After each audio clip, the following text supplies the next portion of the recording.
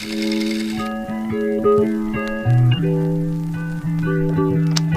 siang Bapak dan Ibu sekalian, salam sejahtera bagi kita semua. Terima kasih atas kehadiran Bapak dan Ibu yang saya hormati. Pertama-tama mari kita panjatkan puji dan syukur kehadiran Tuhan Yang Maha Esa, karena atas rahmat-Nya kita dapat berkumpul di sini hari ini dengan keadaan sehat. Berdiri di sini berhadapan dengan Bapak dan Ibu yang saya hormati, semoga Tuhan selalu memberikan keberkahan kepada Anda semua yang telah bersedia meluangkan waktunya untuk mempersilakan dan mendengarkan saya berbicara. Sebelum saya memulai, izinkan saya memperkenalkan diri terlebih dahulu. Nama saya Helen Ciputri, selaku sebagai juru bicara yang merupakan perwakilan dari Kementerian Perindustrian.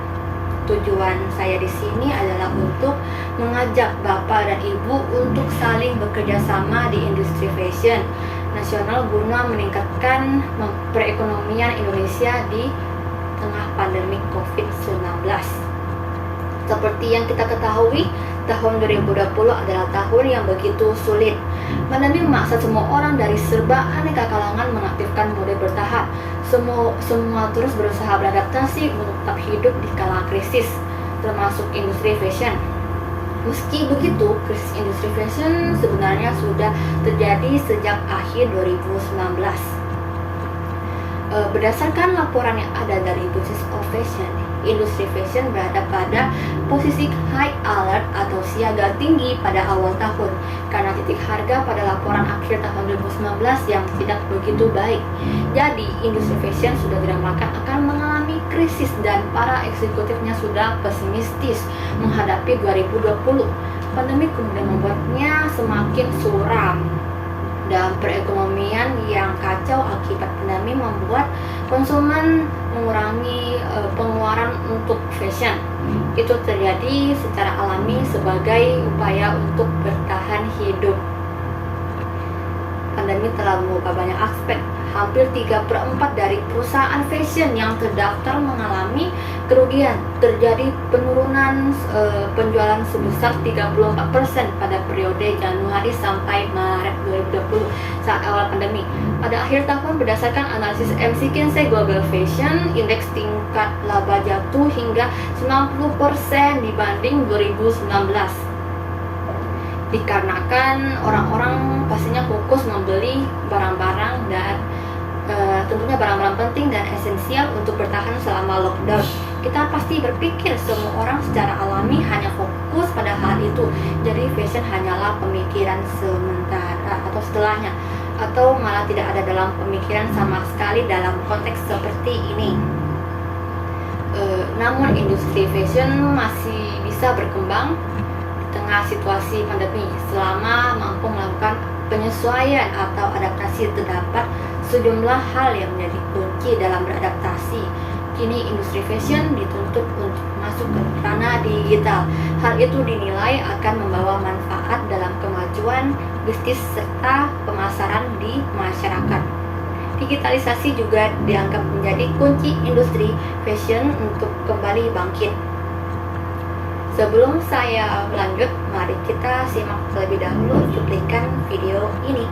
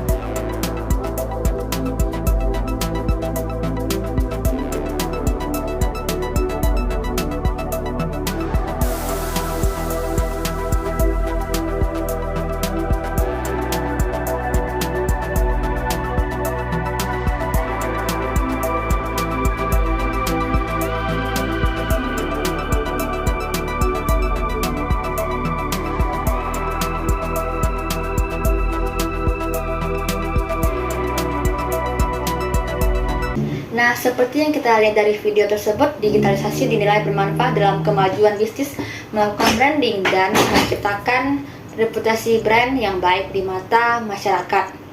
Digitalisasilah yang menjadi kunci atau peluang terbesar bagi industri fashion untuk bangkit kembali. Digitalisasi memberikan optimisme baru di mana 71% fashion eksekutif berharap bisnis fashion mereka akan tumbuh 20% atau lebih di tahun 2021.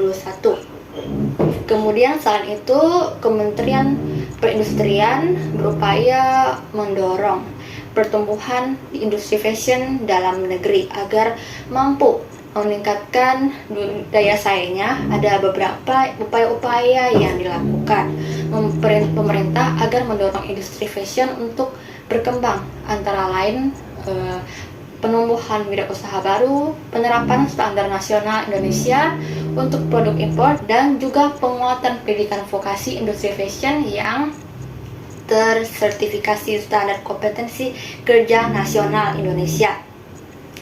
Selain itu, fasilitasi kemudahan kredit usaha rakyat, restrukturisasi mesin dan peralatan, fasilitasi promosi, pendampingan tenaga ahli desain, peningkatan kompetensi sumber daya manusia, serta penguatan branding produk fashion.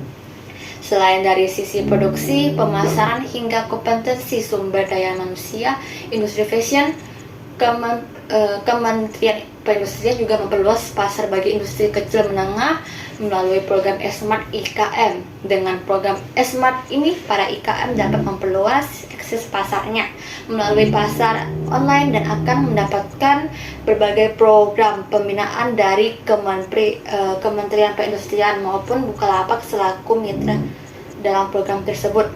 Kemudian juga memberikan beberapa strategi dalam menjalankan bisnis fashion. Poin pertama, pelajari sistemnya, karena kita harus memikirkan biaya iklan untuk promosi, konten, dan lain sebagainya. Tentukan target market, harus tahu selera pasar dan perbanyak relasi. Dan poin terakhir, pastinya anak muda harus bisa punya mentor yang punya pengalaman. Kemudian diharapkan kita sebagai bagian dari negara Indonesia untuk tetap menggunakan brand fashion lokal Indonesia, yang mana merupakan langkah kembali untuk menumbuhkan ekonomi nasional yang terimbas pandemi COVID-19.